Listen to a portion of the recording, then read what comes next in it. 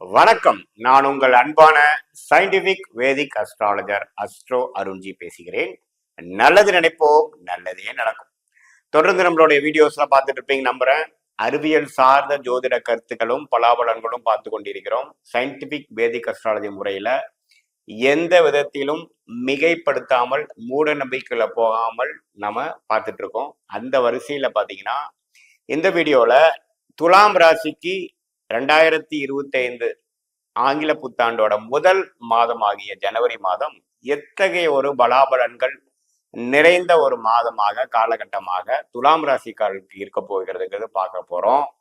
அதுக்கு முன்னாடி first time நம்மளுடைய சேனலுக்கு வரவங்க மறக்காம சப்ஸ்கிரைப் பட்டன் கிளிக் பண்ணுங்க. ஸோ தட் தொடர்ந்து நம்மளுடைய காணொளிகள்லாம் உங்களை அடையும். அது மூலம் நீங்கள் பயன்பெறலாம். இப்ப பாத்தீங்கன்னா துலாம் ராசிக்காரர்களுக்கு 2025 ஜனவரி மாதம் எப்படி இருக்குன்னு பார்க்கும் பொழுது ஆண்டு கிரகத்தோட முக்கியத்துவம் ரொம்ப இம்பார்ட்டன்ட்டுங்கிறது நமக்கு தெரியும். ஆண்டு கிரகத்தோட அமைப்பு நம்ம தேவை. அதுதான் வருடத்துக்கு ஒரு தடவை மாறக்கூடியது, 1.5 வருஷத்துக்கு ஒரு தடவை மாறக்கூடியது, 2 வருடம் மாறக்கூடியது. அதோட விஷயங்கள் எப்படி இருக்குன்னு பார்த்துட்டு நம்ம மாத கிரக பலாபலன்களுக்குள்ள போவோம். இப்ப பாத்தீங்கன்னா குரு பாத்தீங்கன்னா 8ஆம் இடத்திலேயே அஷ்டமத்துல நீடித்திருக்கிறார். ஜனவரி மாசம் எந்த ஒரு மாற்றம் வரப்போறது இல்லை. கடந்த 2024 ஏப்ரல்ல இருந்து 25 ஏப்ரல் வரைக்குமே அஷ்டமத்தில், அதாவது 8ஆம் இடத்தில் மறைந்த ஒரு பாவமாக 8ஆம் இடம் கருதப்படுகிறது. அந்த அடிப்படையில குரு மறைந்து ஒரு மறைமுகமான சில பலன்களை கொடுக்கிறாரே தவிர ஒரு ஒரு முழுசா குருங்கிற ஒரு மிகப்பெரிய சுப கிரகம் நிதியை, குழந்தைகளை, ஒரு பாசிட்டிவான ஒரு விஷயத்தை குறிக்கக்கூடிய ஒரு குருங்கிற கிரகம் 8ல மறைகிறது ஒரு சின்ன ஒரு கண்டிப்பான ஒரு தாக்கங்கள் தான், ஒரு குறைவு தான். அது நீடித்து 2024 ஜனவரி மாதம் 25 ஜனவரி மாதம் இருக்கிறார். அதுல மாற்றம் இல்லை. ராகு பாத்தீங்கன்னா 5ஆம் இடத்திலும், கேது 11ஆம் இடத்திலும் துலாம் ராசிக்காரர்களுக்கு நீடித்திருக்க போகிறார். சனி 6ஆம் இடத்துல, சனி பாத்தீங்கன்னா 5ஆம் இடத்துல இருக்கிறார். சனி ராகு 6ஆம் இடத்திலும், கேது 12ஆம் இடத்திலும் இருக்கிறார். மன்னிக்கவும். ஸோ ராகு 6ஆம் இடத்துல இருக்கக்கூடிய அமைப்பு தொடர்ந்து இருக்கும் பொழுது அந்த கடன் விஷயங்கள், நோய் விஷயங்கள் எல்லாமே கொஞ்சம் கண்ட்ரோலுக்கு இருக்குங்கிற விஷயம் ஒரு நல்ல விஷயம்தான். கேது 12ஆம் இடத்துல இருந்து குரு பார்வை பெறனால சில விரயங்கள், சில விஷயங்கள்லாம் தொடர்ந்து நடந்து கொண்டிருக்கிறது. குருவும் மறைந்திருந்து நமக்கு ஒன்றும் கைக்கு வந்தது எதுவுமே பிரயோஜனமா நம்ம செய்ய முடியல, எல்லாமே சுப விரயங்களா போயிட்டு இருக்குங்கிற மாதிரி ஒரு பலன்கள் அனுபவிச்சிருக்கு துலாம் ராசிக்காரர்களுக்கு. ஜனவரி மாசம் அப்படி போயிட்டு கொண்டு இருக்கக்கூடிய அமைப்பு தான் இருக்குது. குழந்தைகளுக்காக மெனக்கிடுறது, குழந்தைகள் மேல ஃபோக்கஸ் பண்றது, குழந்தைகளுக்கு நாம் எதிர்பார்க்கிற ஒரு ஒரு சீனியர் சிட்டிசனா இருக்கக்கூடிய துலாம் ராசிக்காரர்கள்லாம் பாத்தீங்கன்னா குழந்தைகிட்ட சில ஒரு நல்ல விஷயங்களை எதிர்பார்க்கலான்னு பார்த்தா இந்த கடந்த ஒரு வருஷமாவே பாத்தீங்கன்னா சனி 5ஆம் இடத்துல சில விஷயங்கள் அவ்வளவு ஒண்ணு நல்லா இல்லை, கொஞ்சம் கருத்து வேறுபாடுகள் இருக்கு, நம்ம நினைச்ச மாதிரிலாம் சிலது வரல அப்படிங்கிற மாதிரிலாம் சில பெற்றோர்கள் கன்சிடர் பண்ணக்கூடிய துலாம் ராசிக்காரர்கள் இருக்கதான் செய்யறாங்க. ஏன்னா சனி எந்த ராசி எந்த பாவத்துக்கு வந்தாலும் அதுல சில நெகட்டிவான விஷயங்கள் கொடுப்பார். அந்த அடிப்படையில புத்திர விஷயத்துல இருக்கக்கூடிய சனி கொஞ்சம் சில இளைய தம்பதியர்களுக்கு புத்திர குழந்தைகள் பிறக்கக்கூடிய புத்திர விஷயத்துக்கும் தடைகள் கொடுத்து கொண்டிருக்கிறார். இதுதான் 25க்கு அப்புறம் வரக்கூடிய மார்ச் ஏப்ரலுக்கு அப்புறம் வரக்கூடிய சனி பயிற்சி ஒரு நல்ல ஒரு அருமையான ஒரு பிராப்தங்கள் கொடுக்க போகுதுன்னு நம்ம பாக்குறோம். இப்ப ஜனவரி மாசத்துக்கு வரும் பொழுது இதுதான் கிரக அமைப்பு. மாத கிரகத்தோட அமைப்பு எப்படி இருக்குன்னு பார்த்தா ராசி அதிபதி ஆகிய சுக்கிரன் ஜனவரி 27, 28 வரைக்கும் பாத்தீங்கன்னா 5ஆம் இடத்துல கும்பத்திலேயே நட்பு வீட்டுல இருக்கிறார். அது ஒரு நல்ல அமைப்பு. கிரியேட்டிவா வேலை செய்யறது, பிடிச்ச விஷயங்கள் செய்யறது, வயசு வித்தியாசம் இல்லாத, இது விஷயம் இல்ல மாறாத துலாம் ராசிக்காரர்கள் எல்லாருமே பாத்தீங்கன்னா கொஞ்சம் உத்வேகமாக செயல்படுறது, கொஞ்சம் சனியோட சேர்ந்து அந்த சுக்கிரன் இருக்கிறதுனால கொஞ்சம் காதல் வயப்படுறது, இளைய பருவத்தினர் பார்த்தீங்கன்னா ஒரு காதல் வயப்படுறது, நட்பு விஷயம் காதலா மாறுறது, பிடிச்ச விஷயங்கள் செய்யறதுங்கிற மாதிரி ஒரு ட்ரெண்ட் கொடுக்கக்கூடிய ஒரு அமைப்பு ஜனவரி மாசத்துக்கு இருக்கு. அதே சமயத்துல மாதத்தின் இறுதி 3 நாட்கள் உச்சம் பெறக்கூடிய மீனத்துக்கு போறார். ஸோ அது பார்த்தீங்கன்னா உண்மையிலே நல்ல பீரியட். அது பிப்ரவரி மாசம் நல்ல பலன்கள் கொடுக்கக்கூடியதுக்கு ஒரு ஆரம்ப கட்ட நாட்களாக இருக்கக்கூடிய அமைப்புகள் கண்டிப்பாக துலாம் ராசிக்காரர்களுக்கு மாத இறுதி வாரம் அப்படி கொடுக்குதுங்க. ஸோ ஜென்ரலா பாத்தீங்கன்னா சுக்கிரனோட சஞ்சாரம் தப்பில்லை.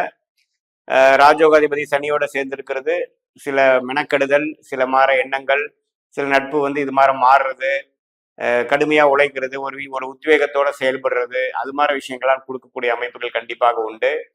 சூரியன் பாத்தீங்கன்னா தனுசுல 3ஆம் இடத்துல மறைந்திருந்த சூரியன் ஜனவரி 14ஆம் தேதி பாத்தீங்கன்னா மகரத்துக்கு வரார், தை மாசம் பிறந்ததுல இருந்து. ஸோ எப்போ மகரத்துக்கு சூரியன் வராரோ அதான் தை மாசத்தின் பிறப்பு. ஸோ அது வந்து ஒரு நல்ல ஒரு அமைப்பு. ஏன்னா சூரியன் வந்து குருவோட வீட்டில் இருக்கிறதோட 4ஆம் இடத்துக்கு வர்றது நல்ல விஷயம். ஸோ என்னதான் நிஷ்பலம் பெற்றாலும் அவர் வந்து அந்த அந்த 10ஆம் வீட்டில் இருக்கக்கூடிய சூரியனுக்கு ஒரு பலம் இருந்தாலும் 4ஆம் இடத்துல இருக்கக்கூடிய சூரியன் வந்து 3ஓட கொஞ்சம் பெட்டரான சில விஷயங்கள் கொடுப்பார். லாபஸ்தானாதிபதியே வந்து ஒரு நாளுக்கு வரும் பொழுது சில விஷயங்கள் ஒரு மாதிரி ஹோல்டா இருக்கிற விஷயம்லாம் கொஞ்சம் பாசிட்டிவா நடக்கக்கூடிய அமைப்புகள் இருக்கு. அதே சமயத்துல செவ்வாய் 10ஆம் இடத்திலேயே பாத்தீங்கன்னா இருக்கிறது ரொம்ப நல்ல விஷயம். தொழில் வேலை விஷயத்துல உத்வேகமாகவும் சில செயல்திறனோடும் சில கொள்கை சில முயற்சிகள் குறையாமல் செய்யக்கூடிய அமைப்புகள் உண்டு. செவ்வாயும் பாத்தீங்கன்னா ஜனவரி 21ஆம் தேதி வக்ர ரீதியாக 9ஆம் இடம் என்று சொல்லப்படுகிற மிதுனத்துக்கு போறார். தந்தையார் விஷயங்கள்ல கொஞ்சம் உடல்நல கோளாறுகள் சில சில ஒரு மாதிரியான சில நெகட்டிவ் விஷயங்கள் வர வாய்ப்பு உண்டு. ஸோ பொதுவாக போகும்போது 10ஆம் இடத்துலயே நீச்சமா இருந்தாலும் இருப்பது வந்து நல்ல விஷயம்தான். தொழிலில் வந்து அதிக மேன்மை, வேலையில வந்து கொஞ்சம் அதிக ஃபோக்கஸ் கொடுக்கக்கூடிய மாதம் முழுசா வந்து ஜனவரி மாதம் இருக்கு. குறிப்பா வந்து முதல் 3 வாரத்துக்கு இருக்கு. அதே சமயத்துல சூரியன் 4ஆம் இடத்துக்கு வர்றதும் பாத்தீங்கன்னா சில இதெல்லாம் கொஞ்சம் ஃபாஸ்டா நடக்கிற மாதிரி சில விஷயங்கள் இருக்கு. புதன் வந்து 2ஆம் இடத்துலயே 3 நாளுக்கு குருவின் பார்வையில இருந்து அதுக்கப்புறம் தனுசுக்கு போய் அப்புறம் 25ஆம் தேதியில இருந்து மகரத்துக்கே போறார். ஸோ புதனின் சஞ்சாரம் ரொம்ப நல்லா இருக்கு. குருவின் பார்வை பெறுகிறார். ஸோ நல்லா புத்தி கூர்மையா படிக்கக்கூடிய அமைப்பு. கொஞ்சம் இது வரைக்கும் டல்லா இருந்தவங்களாம் கொஞ்சம் நல்லா கான்சென்ட்ரேட் படிக்கக்கூடிய மாணவர்களுக்கு கொடுக்கக்கூடிய ஒரு ஃபோக்கஸ் கான்சென்ட்ரேஷன் கிடைக்கக்கூடிய அமைப்பு கண்டிப்பா இருக்கு.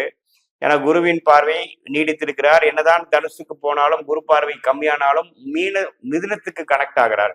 ஸோ நல்லாவே சில கான்செப்ட்ஸ் எல்லாம் படிச்சு காம்படிட்டிவ் எக்ஸாம் கிளியர் பண்ணக்கூடிய நடுத்தர வயதில் மாணவர்களா இருந்தாலும் சரி, 10th 12th அது மாதிரி எக்ஸாம் எழுதக்கூடிய குழந்தைகளா இருந்தாலும் சரி, இளைய பருவத்தினர் இருந்தாலும் சரி, நல்லாவே வந்து இந்த புதனின் சஞ்சாரம் வந்து நல்லாவே ஓரளவுக்கு எக்ஸாம் டைம்ல வந்து ஏனாதானு இல்லாம ஓரளவுக்கு கிளாரிட்டியோடையும் அந்த ட்ரையல் எக்ஸாம் மாடல் எக்ஸாம் எல்லாம் வந்து உத்வேகமாக செயல்படக்கூடிய அமைப்பு ஜனவரி மாதம் துலாம் ராசிக்காரர்களுக்கு கண்டிப்பாக கொடுக்கக்கூடிய அமைப்பு புதன் கொடுக்குதுங்க.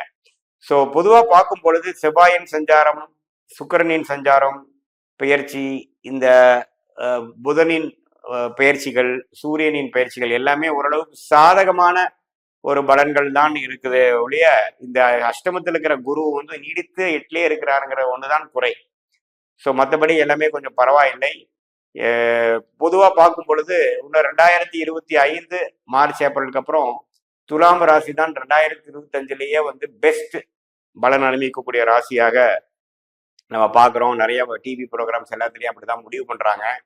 ஏன்னா அது வந்து 3 மிக பெரிய விஷயத்தினால ஆண்டு கிரகமாகிய குரு வந்து வெளியில வரார், சனி வந்து 6ஆம் இடத்துக்கு போறார், அதே சமயத்துல ராகு குரு பார்வை பெற்று 5ஆம் இடத்துல இருக்கிறார். ஸோ இதெல்லாமே ஆண்டு கிரகத்தை பாசிட்டிவா இருக்கிறதுனால இந்த ஜனவரி மாதம் வந்து மேற்கொண்டு நீங்க ஏப்ரல் மேற்கு அப்புறம் வரக்கூடிய ஒரு அனுகூலமான ஒரு ஒரு அடுத்த 1 வருஷம் 2 வருஷம் காலகட்டத்துக்கு வேணுங்கிற ஒரு ஃபவுண்டேஷன் அடிப்படையான சில விஷயங்கள் உங்களுக்கு அமைத்து கொடுத்து வாழ்க்கையில் அமைத்து கொடுத்து அதுக்கு வேணுங்கிற ஒரு மைண்ட் செட்டு, அதுக்கு வேணுங்கிற ஒரு கான்டாக்ட் பண்ணி விடுறது, அதுக்கு வேணுங்கிற சில ஆரம்ப விஷயங்களை வாழ்க்கையில செய்துக்கிறது, அது மாதிரி விஷயங்கள்லாம் நிறைந்த ஒரு மாதமாக துலாம் ராசிக்காரர்களுக்கு ஜனவரி 2025 கண்டிப்பாக இருக்கிறது.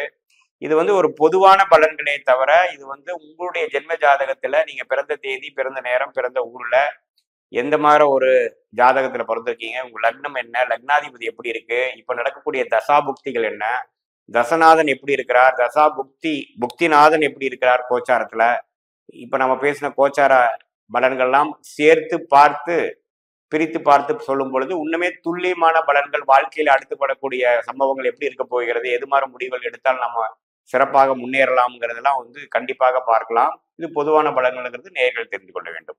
மீண்டும் மற்றொரு காணொலியில் சந்திப்போம். நன்றி, வணக்கம்.